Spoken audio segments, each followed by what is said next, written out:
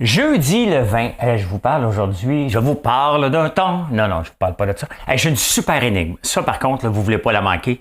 Je le connaissais pas, puis je suis pas sûr que bien des gens la connaissent. Fait que voilà, c'est le but d'une énigme. Je vous parle du chant des oiseaux, l'inflation alimentaire, les œufs en France, l'air fryer. Tiens, tout le monde m'en parle, hein?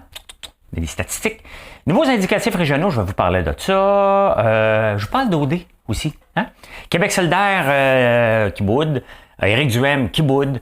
Il y a Charles Sirois qui vient d'avoir un petit peu d'argent. Je vais commencer à donner raison, mon chauffeur de taxi. Parler de ça. Vous tombez sur la tête, il y a la haine des riches, très fort en France et qui s'en vient tranquillement ici, qui est là avec Québec solidaire, bien entendu. Hey, as-tu des NFT, toi? Vous parlez de ça. Le prix du bois. Qu'est-ce qui se passe? Netflix qui bat les... Il y en a des affaires aujourd'hui. Assis-toi bien confortablement. Je continue avec ma série des Worst Première Date, mais j'ai pas juste ça non plus. J'ai d'autres choses. J'ai d'autres choses. La pensée du jour et la réponse à l'énigme. Tu vas aimer ça, je pense. Bon show, tout le monde. C'est le temps de vous abonner. J'apprécie.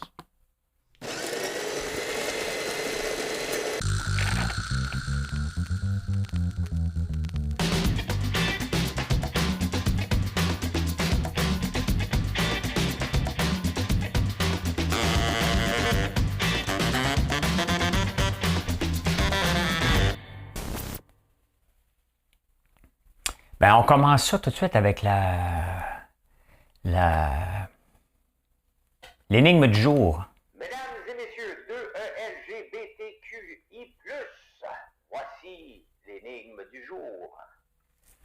L'énigme du jour aujourd'hui, vous connaissez cet acteur-là? Je vous montre cet acteur-là. Il s'appelle James Corbin. Vous allez le reconnaître si vous avez vu Céline Dion. Chanter à un moment donné, c'est avec lui. Il a son show. Et il s'est fait faire un 86 dans un restaurant. Quelle est la signification du mot 86? Qu'est-ce que ça veut dire? C'est l'énigme du jour. Se faire faire un 86. Je vais vous donner la réponse à la fin du show. Vous allez devoir rester. Et on compense ça comme ça. Écoutez, je vais parler plus doucement en ce moment. C'est qu'il y a une étude qui est sortie sur le stress. Le chant des oiseaux réduirait le stress et la paranoïa. Donc, prochaine fois que je fais Big Brother, je vais demander d'avoir des bruits d'oiseaux. C'est drôle parce que j'écoute Survivor, puis il y en a une qui vient me paniquer bien raide, à paranoïer, puis il y avait des bruits d'oiseaux pourtant. Donc, le bruit des oiseaux nous rend calme. Et c'est vrai, hein? Hier soir, en écoutant ça, en découvrant ça, je me suis mis à écouter ça. Hey, je suis rendu. C'est le show le plus zen que vous allez voir, là. Fait que voilà, c'est votre petit moment, le petit moment zen. C'est cool, hein? Je suis comme un enfant qui vient d'avoir son premier show, puis il peut jouer avec des pitons, hein? Il peut jouer avec des pitons. L'inflation alimentaire, hein? Les œufs en France. Puis j'imagine que c'est la même chose ici, sauf que je l'ai trouvé dans un article ici. Peut-être qu'on va le revoir ici dans 2-3 jours. Les gens commencent à les œufs, l'augmentation des ventes des œufs a monté de 2,7 %. Ça a l'air de rien, là, mais 2,7 % fois des millions de personnes, ça commence à faire beaucoup d'œufs. Pourquoi? Parce que la viande coûte cher, donc les gens commencent à remplacer de la viande de poulet et de bœuf par des protéines, d'autres protéines, et c'est les œufs qui gagnent en ce moment. Donc, on ne tue pas les poulets, on mange les œufs. Hein? Et d'ailleurs, en parlant de poulet, je ne l'ai pas mis dans mes insolites, mais le poulet de Chanteclair, l'hiver, les poules ici ne sont pas adaptées. Hein? Ils ont besoin de la chaleur, puis ils ne pondent pas. Donc, on avait inventé, c'est un frère un abbaye je pense, d'Oka, qui avait inventé, qui avait croisé des poules pour enlever, entre autres, le rouge qu'il y a un peu partout, parce que ça gèle l'hiver, puis il meurt. Ils ont fait enlever ça. Donc, la poule de Chanteclair, je vais regarder pour ça, je vais économiser mon chauffage. Hein? Économiser mon chauffage. Ou peut-être que je vais me chauffer avec ça, avec un air fryer. Hein? Il y a Marie-André qui m'en parle, puis il y a d'autres. T'as-tu un air fryer? T'as-tu ça? T'sais? Un air fryer qui est très populaire. En Nouvelle-Zélande, ils ont fait le calcul. Hein? Il aurait pu le faire ici, mais bon, je l'ai lu. J'aime ça glisser que je lis les journaux d'un peu dans le monde. J'étale ma connaissance. Oh, il lit bien les journaux, il doit en connaître des affaires, lui. Je vous parle d'un temps que les moins de 20 ans ne peuvent pas connaître. Je cherche un crayon pour scratcher où est-ce que je suis rendu. Oui, les air fryers coûtent 2 fois plus qu'un four ordinaire à cuire. Quand même, hein? C'est le fun, tu as ton petit air fryer, tu peux faire tes petites affaires, là. Mais c'est drôle parce qu'il y a des cuisines, à un moment donné, qu'on était parti sur des fours à vapeur. Là, on fait des fours à air. Moi, j'ai un four à gaz. Hein? Je suis en train de me faire, un ossobuco. Quand tu fais un ossobuco, là, ça sent la grand-mère dans la maison. J'allume une petite bougie, tu sais. Presque romantique, mon affaire, tu sais. Fait que oui, un air fryer, tu penses qu'il t'économise parce qu'il est plus petit, mais il prend 2 fois plus d'énergie qu'un four conventionnel. Voilà. Hein? Ah, il va y avoir des nouveaux indicatifs régionaux. Ici à Montréal, on a le 514 puis le 438. Et quand le 438 est arrivé, je me souviens, les gens ne voulaient pas l'avoir un 514. C'était comme une deuxième classe de citoyens. Là, t'sais, un 438. T'sais. Marilyn elle a un 438, elle n'était pas contente de vouloir un 514. Mais là, il va en avoir un nouveau, c'est le 263. Il va y avoir le 354 et le 468. Pourquoi ces choses-là? Y a-t-il une plénière de gens qui sont mis en même temps? Donc, le 263, j'ai fait la numérologie. Le 263, c'est pour Montréal. Donc, c'est le numéro 2. Ça donne 2. 354, ça donne le chiffre 3. Et le 468 donne le chiffre 9. Ça ne veut absolument rien dire, mais il me restait 2-3 minutes avant l'enregistrement du show. Bon, j'ai écouté Julie Snyder l'autre jour qui parlait avec Mariana Maza pour OD. Et j'écoute OD régulièrement. Puis on parle beaucoup ils ont eu un cours par Léa Clermont-Dion sur comment se comporter pour pas dire des niaiseries aux filles. Après ça, il y a un autre cours pour se comporter d'une autre façon. Là, ils veulent donner un autre cours sur l'intimidation et le passif-agressif intimidation. Commence à faire bien des affaires à former, hein? Là, la prochaine étape, c'est que je puisse mettre un zoom. Là. C'est la prochaine étape que je vais travailler peut-être demain. Là, c'est le moment que je ferai un zoom, puis paf, on me verra à face. Peut-être choisir d'autres candidats. Peut-être les candidats qui sont là ne sont pas adaptés. Hein? Ils ont peut-être des défauts, ils ont peut-être trop de défauts de manufacture. À un moment donné, c'est comme si tu essaies de patcher ta maison, tu mets du tape, un peu comme le système de santé des bâtis ici. Là, il est tout croche, hein? Il était pas pire à un moment donné. Puis là, il est venu un ministre qui a fait une réforme, puis on a fait une autre réforme, puis on a fait une autre réforme, puis après ça, on a fait une autre réforme. Là, on a mis d'autres gens comme ça. Là, on rajoute des gens pour former les gens. Là, on a besoin des gens qui vont monitorer les gens, qui forment les gens sur la réforme qui est là. Vous comprenez? Changer de gars, c'est tout simplement. Quand tu es obligé de former tout le monde, tu recommences à vivre dans la société, là, puis se comporter à la TV, c'est peut-être parce que c'est un petit peu mort. Je dis ça, puis je dis rien. Regardez, on a Big Brother, on a-tu des comportements comme ça? Ben non, il n'y a pas eu d'intimidation, là. Tu sais? En tout cas, pas à TV. Mais non. Qu'est-ce que j'ai marqué? Ah, il y a quand même, Trudeau, il commence à y penser. De baisser les taxes sur le pot. Parce que là, il se rend compte que le cannabis, on ne fait pas aussi d'argent qu'il pensait. On ne fait pas, j'en ai pas. Il pensait que, hein, parce qu'on exclut, on exclut la personne qui parle. Ah oui, François, vas-y. Donc, ils veulent baisser les taxes pour contrecarrer le crime organisé. Tu ne pourras jamais battre un gars qui fait pousser du pot dans le bois, là. Hein? Avec un piège à ours à côté pour pas que tu t'approches trop. Tu ne pourras jamais battre ça, là. Quand même, tu voudrais, on a une infrastructure, de la distribution, il faut mettre des règles pour le surveiller. Tu ne pourras jamais battre le gars. Le gars, là, lui, dans le fin fond des bois, là, qui attend combien t'en veux de grammes, lui, là, il peut toujours se revirer de bord. Hein? N'oubliez jamais ça. Fait qu'on pense à baisser on commence à baisser les taxes sur le pot pour favoriser le cannabis. On s'entend, coupons les taxes à boisson, là, avant. Coupons les taxes sur l'essence. On va couper la taxe d'assises. On va couper les taxes, là, avant d'être rendu au pot, là. On ne pourra jamais le battre. Il reste jamais d'éducation à dire aux gens, tu vas mourir si tu achètes de ce pocheur-là. Hein? À toutes les fois qu'il y a une overdose, là, juste prendre que ça vient d'un pocheur pas légal. Hein? Il l'a acheté de ce coin de rue Notre-Dame, mais quelque chose, tu sais, va être pas mal plus efficace.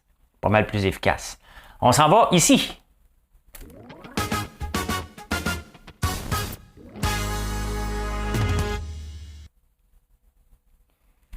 Tellement content.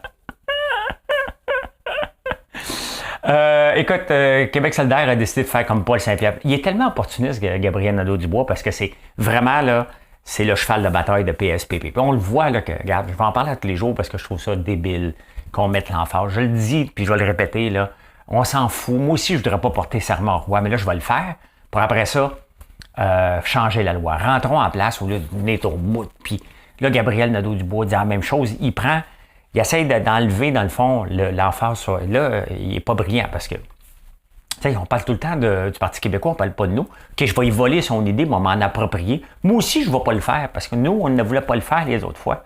Hey, hein? Ça, c'est ça. Hein?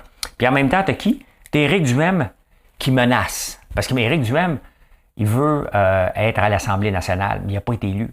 Là, vous allez me dire, oui, il y a 530 000 personnes qui ont voté pour. Peut-être.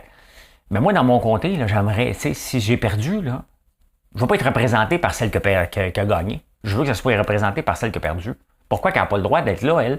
Elle est à ma voix, moi. Tu sais, à un moment donné, là, puis Éric Duhaime, il dit, il enlève la voix à 530 000 personnes. Non, c'est le député qui est là. Et on s'entend qu'avec un, il n'y aura pas grand place pour parler. Là. Il va faire des points de presse de dehors. Tu sais, à un moment donné, c'est parce que faisons pas des élections. Hein?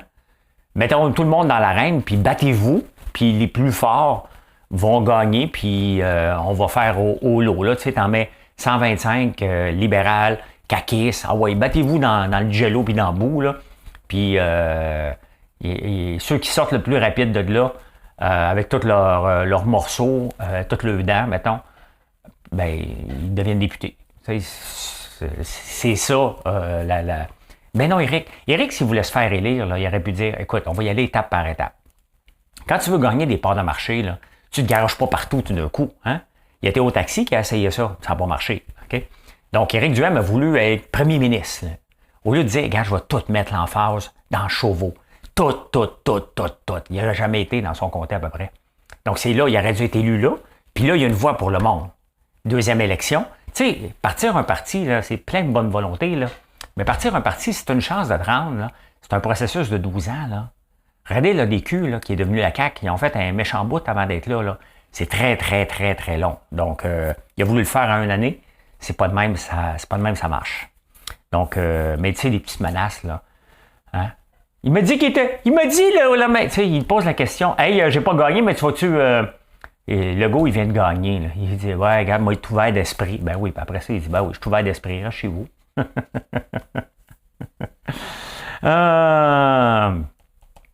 Les courtiers immobiliers, hein? Avant, quand tu avais une maison à vendre, c'est simple. Mettons la maison à vendre ici, je sais pas, 5 millions. OK? Et là, t'attends. Là, il y a quelqu'un qui dit, je veux 5 millions 100 000. Fait que là, les courtiers immobiliers, ils se pétaient toutes les bretelles un peu sur les réseaux sociaux, pas toutes, là.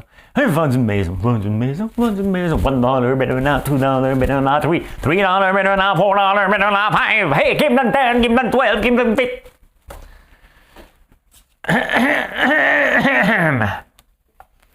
Là, il faut qu'il travaille, hein?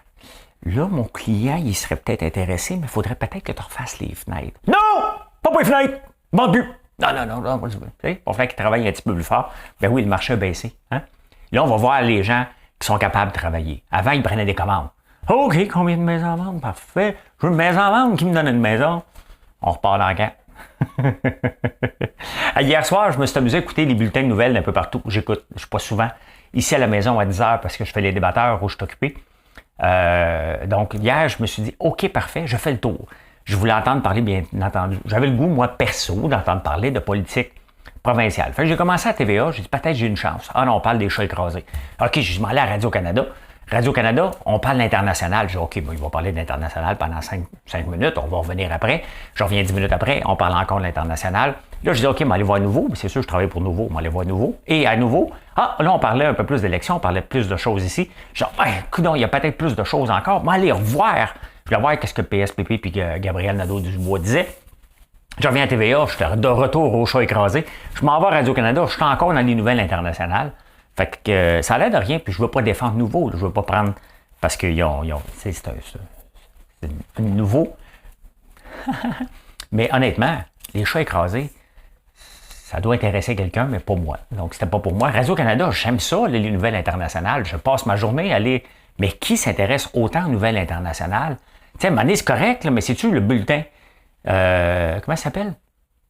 bulletin de nouvelles de 22 heures, ou un mélange de tout, là, 15 minutes de nouvelles internationales. Je sais qu'il faut s'intéresser à l'international. On s'intéresse un peu, puis on s'intéresse à ce qui se passe ici. J'ai rien vu de ce qui se passe ici. Jamais, jamais, jamais. Ah ben, on a sorti les médecins qui sont millionnaires. Il y en a des millionnaires, hein? Là, on capote.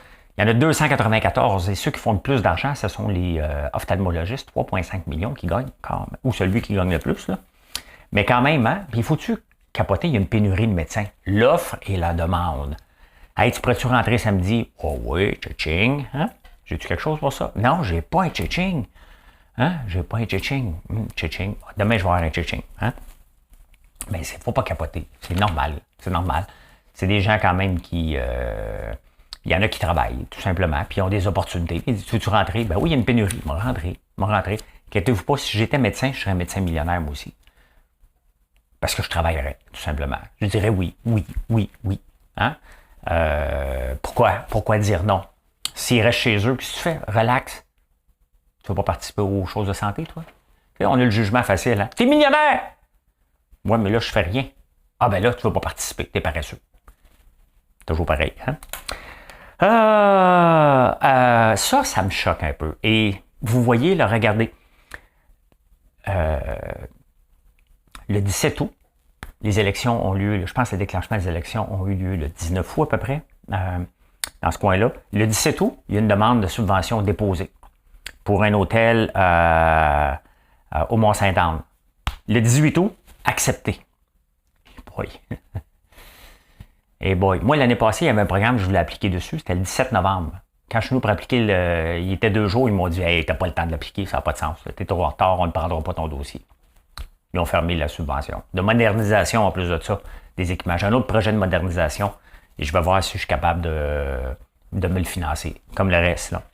Donc, le 17, accepté le 18 pour un hôtel. À un moment donné, là, OK? Et, c'est vrai, j'ai oublié de vous dire qui est derrière cet hôtel-là. M. Charles Sirois, qui semblerait contrôle le gouvernement. C'est le chauffeur de taxi qui m'a dit ça l'autre jour.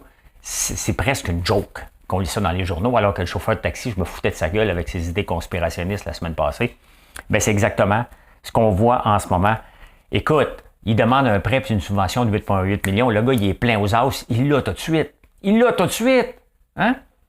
Il l'a tout de suite, sa maudite subvention. C'est ça, c'est choquant. On peut-tu regarder la capacité de payer? Ce 8 millions-là peut aller à d'autres entreprises. Charles Sirois en a pas besoin. OK? Tu regardes ses états financiers et tu dis, écoute, t'es correct, tu n'as pas besoin, toi. OK? On va laisser ça. On est là pour aider les gens qui en ont besoin. Il va créer quoi? Du tourisme? Hein? Je sais bien que c'est un prêt, là. Mais le gouvernement a une capacité de prêter aussi qui est limitée. Elle est peut-être élevée, mais ils ont des choses à respecter. Ça me fâche. Et ça me fâche d'autant plus qu'il y a eu seulement une journée pour déposer et être accepté. Ça semble être arrangé avec le gars des vues. Un peu trop, mais on a Fitzgibbon qui est là, qui va faire ça tout le temps. Mais ça, ce genre de comportement-là, on n'en veut plus, puis on fait quoi? Ah ouais, des toilettes. Ah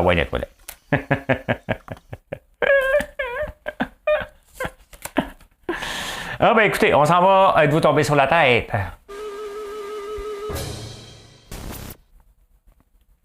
C'est-tu assez dynamique, ce show-là? Ça n'a pas de bon sens, J'aime ça faire ça paraît-tu?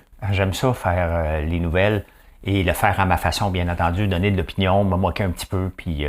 mais c'est un vrai show, là, avec toutes sortes de patentes. On est en train de l'améliorer encore plus.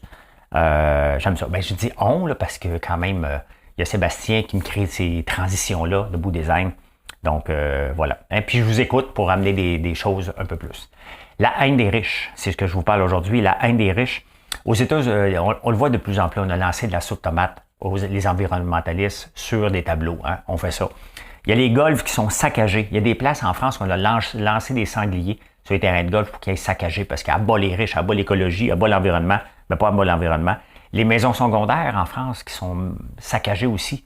Hein? Il y a un lien que les gens commencent à faire avec la COVID. Les gens sont à bout. Les gens... Il y a beaucoup de mouvements de contestation qui parlent de la France. Hein. Les Gilets jaunes, entre autres, en France, il y a quelques années. Regardez, en ce moment, il y a un gros mouvement de protestation parce qu'ils n'ont plus de pétrole, puis les salariés veulent avoir beaucoup d'argent. Là, mais ils font beaucoup de profits. Puis, écoute, c'est pas beau ce qui se passe, mais le danger, pourquoi avoir la haine des riches à ce point-là? Qui a décidé que les gens, puis là, je ne suis même pas des riches, là, OK? Des pauvres, là, des ultra-riches, qu'est-ce qu'on leur en veut tant que ça? Hein? À quel moment qu'on a décidé que, au Québec, on est un peu comme ça aussi, c'est moins le cas aux États-Unis, mais qu'est-ce qu'on veut? Ah, puis pourtant, même en France, on vénère.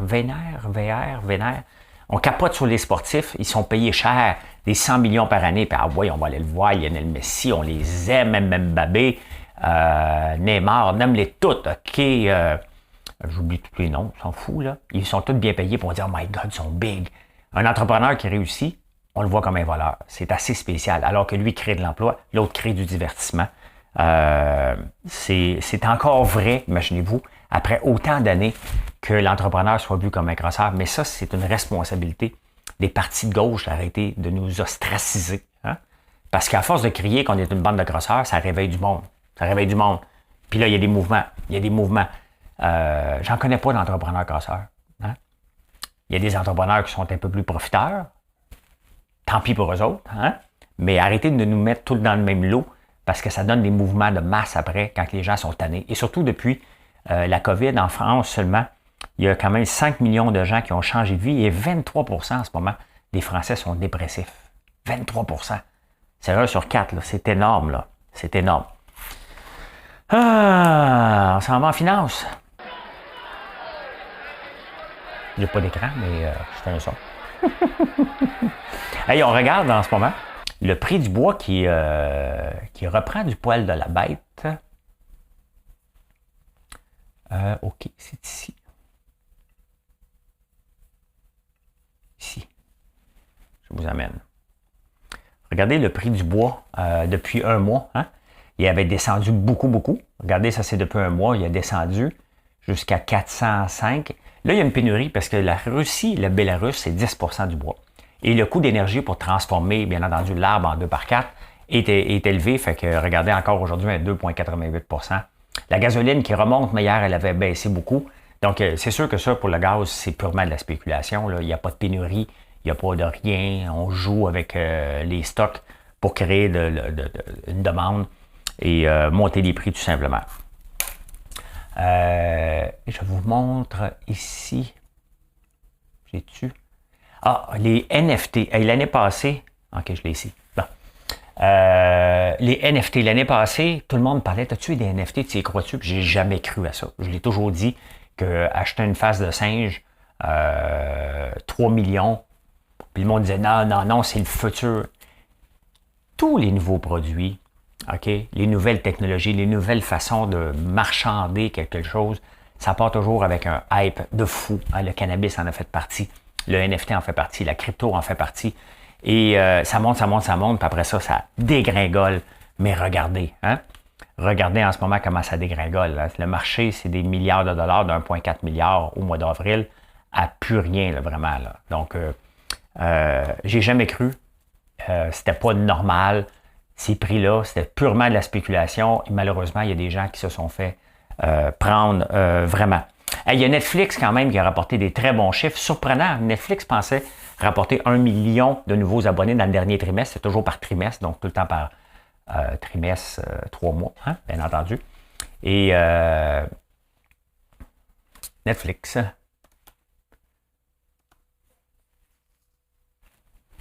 Je vous emmène. Ben voyons, Netflix est ici. Regardez l'action, ce qu'elle a fait, hein. Elle a monté hier soir. Donc, vous pouvez voir les couleurs ici. Ça, c'est entre... Parce que les marchés boursiers ferment à 4 heures. Hein? Et ils ferment le marché. On peut transiger avec certaines plateformes jusqu'à 8 heures le soir. Donc, le bleu ici, les earnings sont sortis. La plupart des chiffres sont sortis soit avant les marchés, soit après les marchés. Netflix, ils ont sorti après les marchés. Et ça a commencé ce matin à 4 heures du matin. Donc, ça arrête de 8 heures à 4 heures jusqu'à 9 heures le matin. Les marchés, à 9h30, les marchés sont aussi fermés, mais on peut transiger sur certaines plateformes. Et là, c'est assez stable, mais quand même, on a une augmentation depuis hier de 11 %. C'est un très bon trimestre. C'est sûr que Netflix fait des pieds et des mains. Et ça dépend tout le temps des films qu'ils nous offrent. Dernièrement, il y a quand même des bonnes séries sur Netflix, fait que les gens ont tendance à rester tout simplement ou à s'abonner pour aller voir soit Dahmer, aller voir The Watcher que vous m'avez parlé. Il y a une nouvelle série sur Spotify. Il y a beaucoup de variétés dernièrement, donc ils ont gagné des parts de marché, ce qui est rassurant. Puis là, ils s'en viennent avec un nouveau modèle avec de la pub, donc les gens ont confiance tout à coup. C'est drôle parce que, vous voyez, hein, dernier trimestre, les gens n'avaient plus confiance du tout en Netflix. Si on regarde sur 6 mois, Netflix en a pris pour son rhume. Netflix, comme les autres dans le temps de la pandémie, regardez. Donc, il a monté jusqu'à 679$. Puis là, il remonte quand même. Il a baissé beaucoup. Mais les earnings avaient été très mauvais au mois d'avril. Et là, regardez, ça remonte tranquillement. Est-ce que ça va revenir à 600? Faut pas rêver en couleur. Il ne faut pas rêver en couleur du tout. On est le 20 octobre. Le 19 octobre 1987, il y a exactement 35 ans. La bourse plantait de 22%. Qu'est-ce qu'on doit retenir de ça? Ce que la crypto ne retient pas. Hein? Qu'est-ce qui se passe? Qu'est-ce qu'on a mis en place à la bourse depuis 1987? Des courts-circuits. Donc, quand une action commence à dégringoler ou à trop monter, on fait les systèmes arrêtent des halts qu'on appelle, qui n'étaient pas en place en 1987. Donc, quand ça commence à dégringoler, il n'y a pas eu de court-circuit pour l'arrêter, pour que qu'on ait le temps de digérer l'information. Donc, ça fait déjà 35 ans. C'était pas drôle. Le marché immobilier a dégringolé aussi. Il y a beaucoup. Moi, j'étais à l'école dans ce temps-là et j'étudiais pour aller travailler sur le parquet de la bourse, mais c'était plus possible après. Donc, ça fait 35 ans aujourd'hui. Puis regardez la crypto, ce qui est arrivé. À la crypto, il y a des grands mouvements de haut vers le bas, exactement pour les mêmes raisons. Parce que on n'est pas capable de le régulariser. C'est pas régularisé, donc il n'y a pas de court-circuit. Quand ça tombe, ça dégringole. Quand ça monte, mais c'est exactement ce qu'on a fait comme gaffe en 87. On l'a refait en crypto parce qu'on n'apprend rien. Les gens aiment spéculer. Et est-ce que la bourse est à l'abri d'un 20%? Absolument pas. Elle peut dégringoler. Elle va être arrêtée plusieurs fois.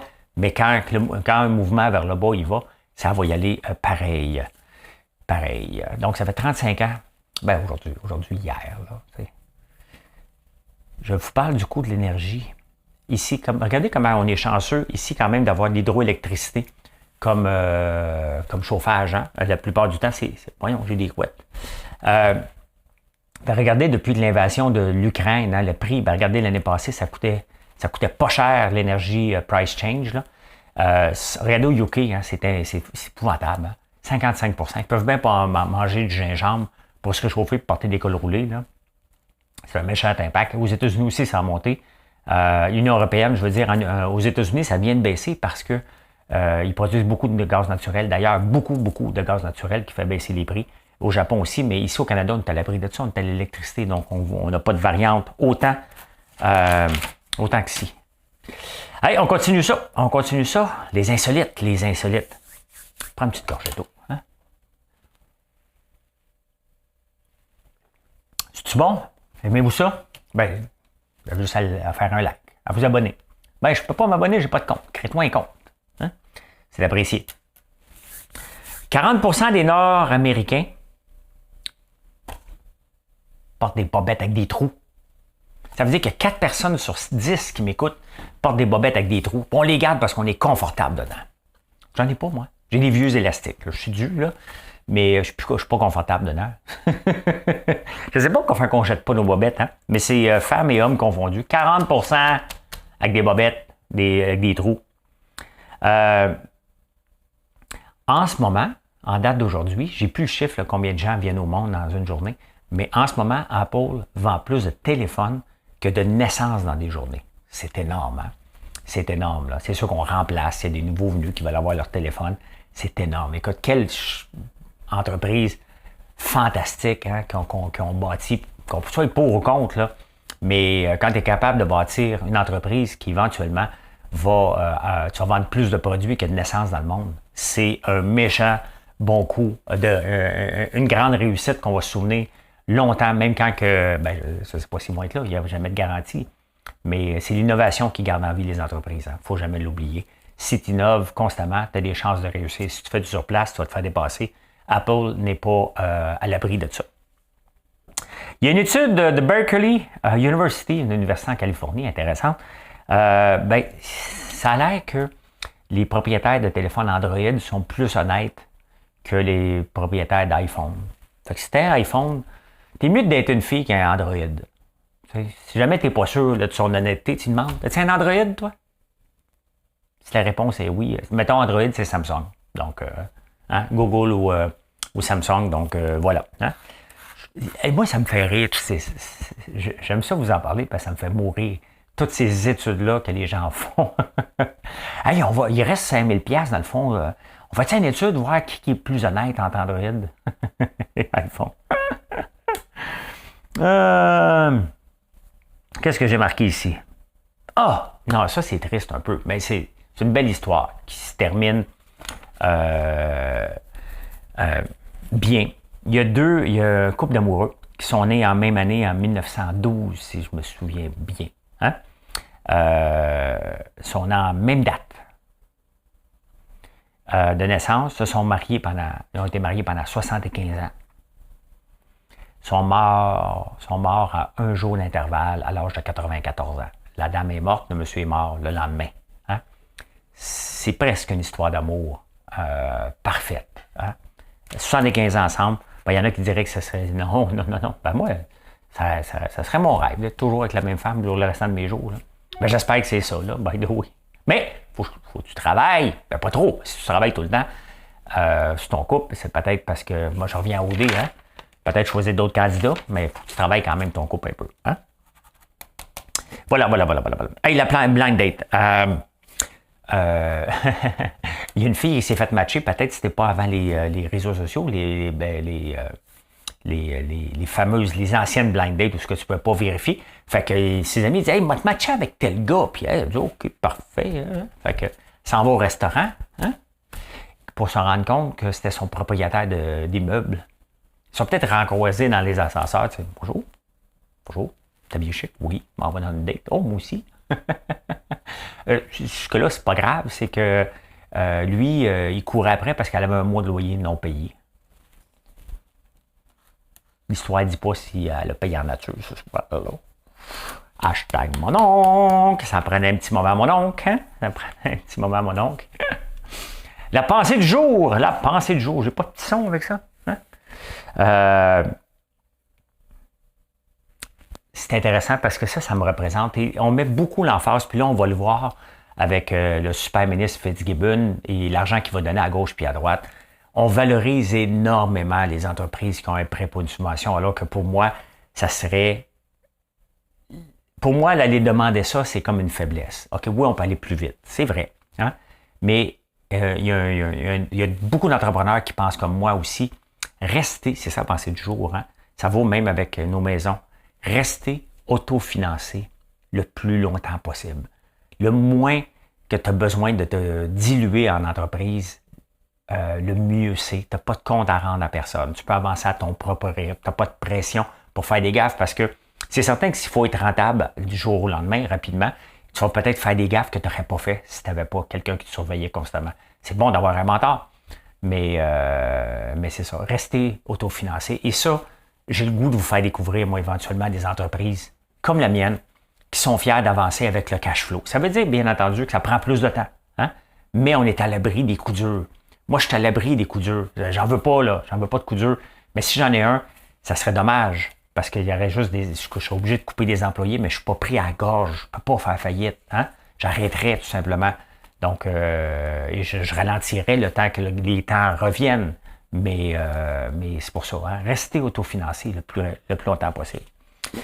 Et l'énigme du jour, c'est quoi le terme 86? Se faire faire un 86 dans un restaurant. Bon, je vous l'explique, c'est pas évident. Hein? Se faire faire un 86, ça veut dire se faire sacrer dehors. OK? Mais il y a plusieurs théories par rapport à ça. C'est intéressant parce que l'acteur James Coburn, il est allé dans un restaurant à New York, il n'a pas été gentil. Fait qu'il a fait un 86. Donc 86, ça veut dire get the hell out of the air. Va-t'en d'ici. Et il y a plusieurs théories. Vous irez lire dessus, c'est quand même intéressant. Mais ça vient peut-être de la prohibition. Parce que on va le lire ici. Said they would call bartender to 86. C'est ça, parce que la boisson avant était du 100 ou du 86. Hein? Donc, sur la qualité. Et quand quelqu'un était trop sous, on donnait un 86. Quand il y avait la police à cause de la prohibition, on sortait les gens et disaient prends la porte, prends la 86, c'était comme un code. Hein? Il y en a d'autres qui disent aussi que le 86, c'est 8 feet, 8 feet long, 8 feet under, 6 feet long. À tes morts, va-t'en. Donc, je ne la savais pas celle-là, mais c'est tout simplement ça. Se faire faire un 86 dans un restaurant. I'll do a 86! 86, 89, 89, 99, 91, 92. Ça veut dire se faire mettre dehors. Donc, c'est ça qui s'est fait faire. Je ne la connaissais pas. Je ne sais pas si vous la connaissez. Et là, en ce moment, je peux dire ceci. Mission accomplished. Merci pour d'être là. Merci d'être là près. Ben, vous êtes presque là tous les jours. Les nouveaux, bienvenue. C'est ça, un show fait différemment avec un seul recherchiste qui travaille comme un fou pour trouver des nouvelles, qui aime bien ça. Bonne journée. Allez visiter françoislambert.one et les chaudières de popcorn, nos belles chaudières de popcorn que vous nous demandez à tous les jours sont de retour. Allez voir sur françoislambert.one, les grosses chaudières. C'est le temps de ramasser des feuilles, de mettre des outils, de mettre des affaires serrées. Tu manges le popcorn en rapidité pour t'en servir après ça pour les serrer ou mettre la mop dedans. Allez, bye.